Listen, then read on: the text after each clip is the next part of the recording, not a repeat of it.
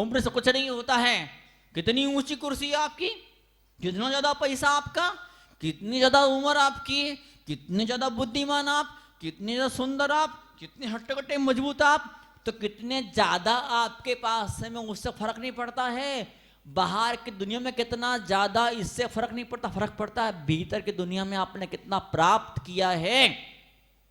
भीतर की दुनिया में जितना आप सजते संवरते हैं, भीतर की दुनिया में जितना आप भरते हैं, उतना अधिक बाहर की चीजें आपको मिलना शुरू हो जाती है। और भीतर की दुनिया में जितने ज्यादा आप खाली होते हैं, भीतर की दुनिया में जितने आप रीते और सूने और अधूरे होते हैं, तो उतना ही अधिक बाहर की दुनिया पर खाने को, नोचने को दौड़ती, नोचने को संभव है। बाहर की दुनिया में, संसार के अंदर बहुत कुछ, बड़ी ऊंची कुर्सी आपके पास में है, बड़ा पैसा आपके पास में है, जवानी है, सुंदरता है, दिमाग का सब कुछ है। इसके बावजूद भी अगर भीतर शांति नहीं है, आनंद नहीं है, तपस्वियों के आशीर्वाद कमल अगर आपके दिल के सरोवर में अगर नहीं खिला है, तो समझना कि बाहर की दुनिया आपको सुई चुभाने वाली बन जाएगी। बाहर की दुनिया आपको ताने देने वाली, गाली देने वाली और टांग खींचने वाली बन जाएगी। तपस्वी सम्राट का जीवन। और भी बड़े शिष्य थे, आचार्य विमल सागर जी महाराज पूर्व दीक्षित थे। उन्हें अपना पद न दे करके अपना पद एक छोटे शिष्य को दिया। छोटे शिष्य को क्यों दिया? उस छोटे शिष्य के अंदर कुछ ज्यादा तपस्या थी, कुछ ज्यादा त्याग था, कुछ ज्यादा भवितव्य था, कुछ धर्म के लिए, समाज के लिए कुछ ज्यादा लौटा देने की भावना, फीलिंग उस शिष्य के अंदर थी, इसलिए उसको पद दिया। उसको किसको दिया? तपस्वी सम्राट को पद दिया। और जो तपस्या तपस्वी सम्राट सन्मुख सगमा गुरुदेव ने करी, वो न भूतो न भविष्यति, सोच नहीं सकता सपने के अंदर। जो तपस्या और त्याग, और जिनको नेता पैदा होता है, नेता क्यों पैदा होता है? नेता पैदा होता है वोट कमाने के लिए, नेता पैदा होता है वोट कमाने के लिए, अभिनेता पैदा होता है डेस्सो करने के लिए, ड्रामा करने के लिए, उद्योगपति पैदा होता है पैसा कमाने के लिए। और सन्मुख सागर गुरुदेव पैदा हुए थे तपस्या करने के लिए, त्याग करने के लिए, ध्यान करने के लिए, अपने वात्सल्य की रोशनी पूरी दुनिया को लुटा देने के लिए। क्षण है आज हमारे बीच में, आज समाधि दिवस है उनका, आज खुशी का दिन है। कोई संसारी प्राणी मरता है, कोई सिंपल आदमी मरता, दुनिया रोती है। आज दादाजी की, पिताजी की, भाई साहब की, बहन जी की आज पुण्यतिथि है। तो पुण्यतिथि तो क्या, वो बैंड बाजे नहीं बजते, शहनाइयाँ नहीं बजती है, अच्छे नए नए कपड़े नहीं पहने जाते, मिठाइयाँ नहीं बटती हैं, बधाइयाँ नहीं मिलती हैं, नृत्य नहीं पैदा होता है। तपस्वी जब समाधि करता है, भगवान का नाम लेते लेते, अपनी आत्मा का ध्यान करते करते, अपने भीतर उतर करके जब वो शरीर छोड़ देता है, उस मौके पर पूरी दुनिया बड़ा भारी जुलूस निकलता है, बड़ा भारी जुलूस निकलता है। लोग रो नहीं रहे होते हैं, लोग रो नहीं रहे होते हैं, नृत्य कर रहे होते हैं, भक्ति कर रहे होते हैं। जन्म जन्म की तपस्या, जन्म जन्मों का त्याग, जन्म जन्मों की साधना, जन्म जन्म की तड़प, जन्म जन्म की प्यास आज पूरी हुई। जन्म जन्मों से इस आत्मा ने, इस जीव ने एक सपना देखा था। नमोकार मंत्र पढ़ते पढ़ते प्राण तन से निकले, नमोकार पढ़ते पढ़ते सांस इस शरीर को छोड़े, नमोकार पढ़ते पढ़ते मैं परमात्मा को प्यारा हो जाऊं। और वर्षों वर्षों जो साधना हो रही थी, वर्षों वर्षों जो पुरुषार्थ था, आज पुरुषार्थ रंग ला, आज मेहनत रंग लाई। तपस्वी नमोकार मंत्र का ध्यान करते करते तपस्वी अपनी आत्मा के भीतर उतर करके इस शरीर को छोड़ करके चले गया। बताओ आप, कोई और मरे, पूरी समाज रो रहा होता, सबकी आंख में आंसू होते हैं, कोई नहीं भी रोता है तो बेचारा ऐसा मुंह तो बना ही लेता है, ओहो बहुत बुरा हुआ, बहुत बुरा हुआ। कि तपस्वी समाधि कर लेता है तो कोई ऐसा नहीं बोलता बहुत बुरा हुआ, कि क्यों हो गया, ऐसा नहीं होना चाहिए था। ठीक है, कहीं भीतर मुंह होता है, भीतर लगाव, भीतर जुड़ाव होता है, तो जुड़ाव की वजह से आंख में आंसू भी आते हैं। तो एक आंख रो रही होती है और दूसरी आंख नृत्य कर रही होती है। नृत्य क्यों हो रहा है? जीवन भर जो तपस्या की, उसका रिजल्ट, उसका अंतिम परिणाम ये निकला। क्या निकला? कोई ऐसे गुरुदेव सन्मुख महाराज पहले से मालूम पड़ गया था कि मैं जाने वाला हूं, तो उन्होंने कुछ दिनों पहले लेटर लिखा और अपने भक्तों को भिजवा दिया, मेरा पद सुनील सागर जी को दिया जाए, मेरी जिम्मेदारियां, मेरा उत्तरदायित्व वो संभाल लेंगे। कुछ पूछना हो, कुछ चर्चा करना हो तो सुनील सागर से पूछ लेना। विष्णु चौधरी इटावा के अंकिल किरवाणी के संपादक गुरुदेव के अन्य भक्त जो थे अजैन, लेकिन जनों से बढ़कर जिन्होंने सेवा करी, उनको लेटर पहुंचा दिया। समाधि हुई, बड़ी हुआ हुई, बड़ा ये हुआ, बड़ा वो हुआ, कोई के हम बनेंगे आचार्य, कोई के हम पद के उत्तराधिकारी, कोई के हम, बड़ा खींचतान का ऐसा माहौल पैदा हो गया कि जैसे ही लेटर मिला, सामने आया दूध का दूध, पानी का पानी, गुरुदेव आचार्य सुनील सागर जी महाराज को ये सौभाग्य मिला अपने गुरुदेव के उस महान दायित्व को वहन करने का।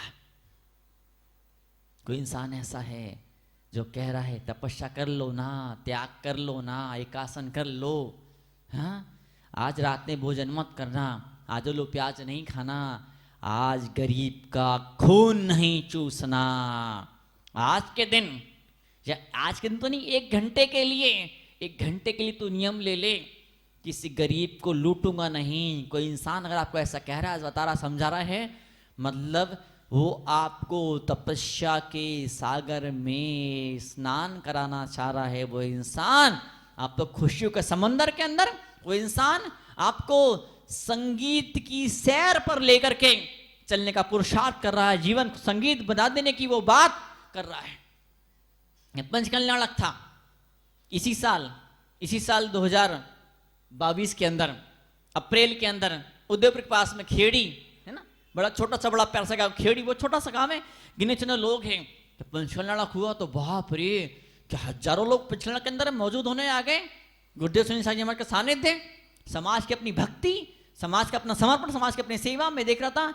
वहाँ झांझ आया, झांझ पतक, जैसे यहाँ पे होता नहीं, बैंड वाले आते, ढोल वाले आते, बड़े बड़े बैंड आते, कहाँ कहाँ से बैंड वाले आते हैं, तो उधर साउथ इंडिया से, अंकली गांव से, अच्छा भगवान आदि सागर जी महाराज से, गृहस्थ अवस्था के गांव से झांझ पतक, कितने कम से कम 70-80 युवक लोग आए, झांझ लेकर के आए, झांझ लेकर के आए। जब झांझ लेकर के जब नाचते थे, देख तो उनको देखते ही बनता था। कई ऐसे लोग तो मात्र उनका नृत्य देखने आए थे कि क्या झांझ, क्या झांझ, झांझ। भक्ति जब पैदा होती है, हाथ में झांझ आती, झांझ, और जहाँ झांझ, झांझ क्या होती, समझते झांझ क्या होती, समझते आप लोग? झांझ मंजीरा, झांझ पीतल का ऐसा वो रहता है ना, फिर थोड़े बड़े साइज के भी रहते हैं, छोटे साइज भी रहते हैं, अलग अलग साइज के रहते हैं।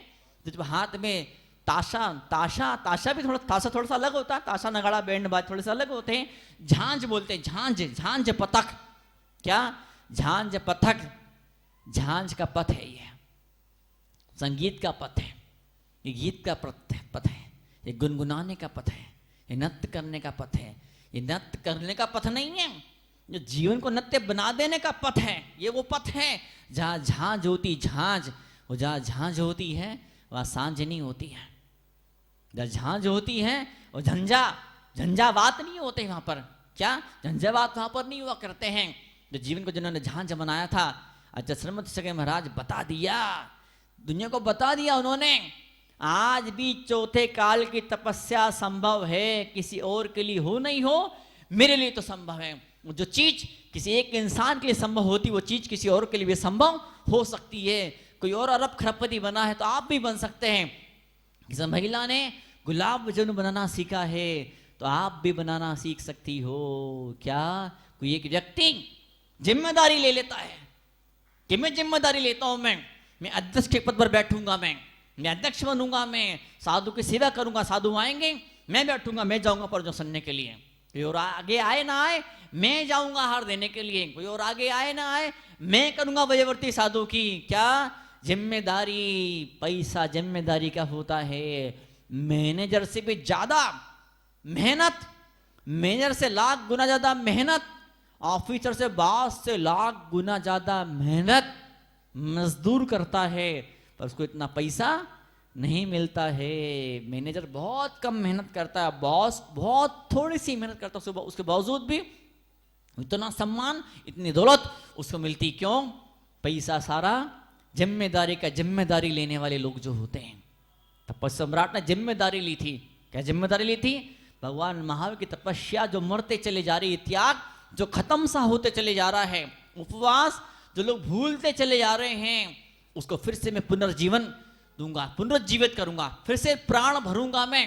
और तपस्वी ने आचार्य सन्मति सागर गुरुदेव ने सिंह स्किड़ित, बाप रे, हम सोच के आत्मा थर्रा जाती, रूह कांप जाती, सिंह स्किड़ित व्रत ऐसे महान तपस्यक को तपा और साधा। और मुनिषी प्रसन्न सागर जी महाराज उनके सानिध्य में आए, उपवास नहीं कर पाते थे, जैसे तैसे केशलोच का 4 महीने में एक बार एक जैसे तैसे करते थे, जैसे तैसे उनके सानिध्य में आए। एक दिन मुंह से निकल गया कि मैं भी आपके से तपस्या त्याग करना चाहता हूं, कर लेगा? सही साथ देना चाहिए, कर लूंगा। उनने उठाई पिच्छी और रखी सिर के ऊपर, और आज वही बड़े बड़े उपवास, बड़ी बड़ी साधना कर रहे हैं। बताओ आप, तपस्वी की दिल से निकली दुआ कभी खाली नहीं जाती है। दिल से दुआ, जो दिल से सेवा करता है, भले ही एक बार नहीं देखा, 2 बार नहीं देखा उसकी तरफ, 10 बार नहीं देखा, 20 बार नहीं, कभी तो ऐसा होता है, कभी तो ऐसा होता है कि उसने नमोस्तु किया, प्रणाम किया, वैयावर्ती करी, सेवा करी, धोखे से बिन जाने एकदम से आशीर्वाद उसके लिए उठ गया, उसका कल्याण उस जीव का हो जाता है, उस जीव का उद्धार उस जीव का हो जाया करता है। सन्मति सागर जी गुरुदेव कहा उत्तर भारत में पैदा हुए, फफोतू इटावा है ना, अलीगढ़ आगरा साइड, फफूतू गांव, उधर साइड जन्म लिया। समाधि कहाँ हुई? उधर कुंजवन अंकली महाराष्ट्र के अंदर, कर्नाटक की बॉर्डर पर, वहां समाधि हुई। उत्तर से लेकर दक्षिण तक तपस्या और त्याग का सूरज निकला। बताओ, लोग तो कहते हैं कि सूरज पश्चिम में डूबता है, लोग तो कहते हैं सूरज पश्चिम में डूबता है, लोग कहते हैं सूरज तो पूर्व में उगता है, पश्चिम में डूबता तपस्या का सूरज उत्तर में निकला, वो दक्षिण में ये डूबा। ये कितने ताने सहे, कितने अपमान से, कितने जुल्म सहे। तब पे सम्राट सन्मति सागर गुरुदेव ने, उनके दादा गुरु, अच्छा अंगलीकर का नाम उन्होंने लिया, अच्छा आदि सर अंगलीकर का नाम लिया।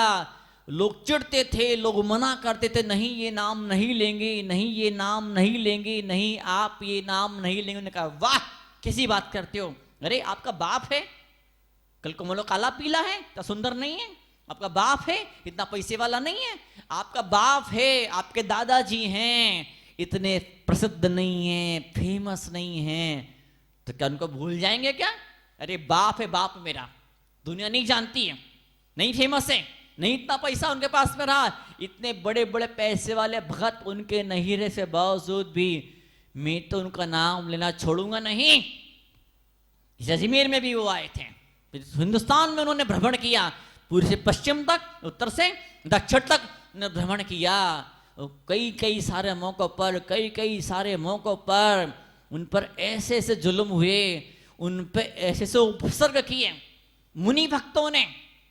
दुनिया में के नाम का डंका बजता है, ऐसे से मुनि भक्तों ने ऊपर ऐसे से उपसर्ग किए, इतने इतने दुख दिए उनको कि जिसकी हाजिर इसका हिसाब नहीं। अगर आप बताना शुरू करो मैं कि उनने कितने अपमान, कितनी निंदाएं, कितनी गालियां उन्होंने सुनी, तो सच में आपकी आंखों में आंसू आ जाएंगे। इतने भयंकर अपमान सहे, कष्ट से, इसके बावजूद भी गुरु का नाम कभी लेना मुंह से बंद नहीं किया, छोड़ा नहीं। एक उदाहरण है दुनिया के सामने। अगर वे अच्छा आदेश अगर गुरुदेव का नाम न लेते, माता महावीर कीर्ति महाराज का नाम ले लेते, दादा गुरु का नाम लेते, माता गुरु का नाम ले लेते, तो आज दुनिया में वो कहां से कहां पहुंच जाते वो, कितना गजब के वो प्रसिद्ध तो आज भी है, पर लाखों गुना ज्यादा प्रसिद्ध वो हो जाते हैं। लेकिन नहीं, प्रसिद्धि के चक्कर के अंदर मेरे पास भीड़ हो, लोग मेरी पूजा करें, लोग घूमे मेरा के पीछे चक्कर के अंदर, मैं अपने गुरु को नहीं भूल सकता हूं। जो औलादे, जो बच्चे बड़ी पोस्ट पे पहुंच जाते हैं, बड़ी कुर्सी पहुंच जाते हैं, खूब सारे पैसा मिल जाता, खूब सारे सम्मान मिल जाता है, उन बच्चों को मैं उदाहरण देता हूं। अच्छा गुरुदेव सन्मति सागर जी महाराज का इतना अपमान सा, कष्ट सहे, पर फिर भी गुरु का नाम मुंह से लेला बंद नहीं कहा। बच्चों को बोलता हूं मैं, देखो आप अगर अपने पिता को सम्मान देते हो, उनका नाम लेते हो, उनकी इज्जत देते हो, तो आपको कष्ट नहीं सहन करना पड़ेंगे, कोई जुल्म करने वाला कोई मिलेगा नहीं। आप फिर भी अगर आप नाम नहीं ले पाते हो तो बहुत बड़ी कमी, कमजोरी है आपके जीवन की। जब गुरु का नाम लेते हैं, जब गुरु की पूजा हम करते हैं, तो ऊर्जा मिलती है, आशीर्वाद मिलता है। जो नहीं है जीवन के भीतर, वो भी हमको मिलना, जो किसी के पास में नहीं है, जो कभी नहीं मिला, जो किसी को नहीं मिला, जो सपने में भी नहीं सोचा था, वो उपलब्धि है, वो सौगातें, वो बहार है, वो आनंद, वो खुशी आपको मिलने लग जा करती है। वो ताकत गुरु के नाम के भीतर हुआ करती है। आज हम सब आए हैं, बैठे, वो तपस्वी को याद करने, तपस्वी के चरणों में नमन करने के लिए, प्रणाम करने के लिए, उनके नाम का जयकारा करने के लिए। मैं एक बार जयकारा कर रहा था, आचार्य श्री सन्मति सगे महाराज की जय, पूरा पंडाल जय बोल रहा था। मैंने 3 बार जय लगवाई। जब प्रोग्राम खत्म हो गया, एक लड़का मेरे पास, महाराज जी 3 बार काय के लिए, इतना जोर से क्यों, हर रोज क्यों? एक दिन बहुत है, एक दिन बहुत है, रोज रोज क्यों, इतना जोर जोर से क्यों, बार बार क्यों? मैंने कहा पास से पुलिस थाना था, पास में क्या था, पुलिस थाना था। एकदम से दिमाग की बत्ती जली। कभी ऐसा होता ना कि कोई एकदम से कुछ समस्या आती है तो अरे बाप रे, क्या करे, कहाँ जाए, क्या करे, कहाँ जाए, समझ ही नहीं पड़ती है।